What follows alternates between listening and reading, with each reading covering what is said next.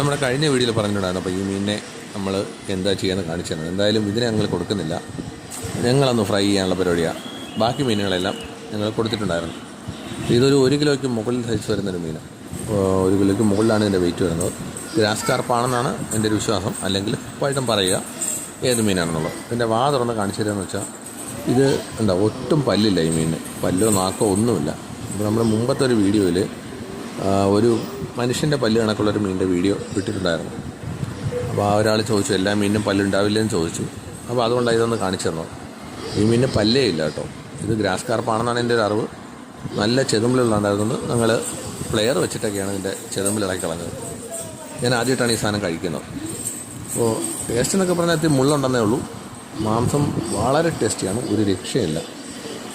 പിന്നെ നമ്മുടെ കടൽ മീൻ ഇഷ്ടപ്പെടുന്നവർക്ക് പറഞ്ഞിട്ട് കാര്യമില്ല, അല്ലാത്ത മീൻ ഇഷ്ടപ്പെടുന്നവർക്ക് വളരെ ടേസ്റ്റായിരിക്കും.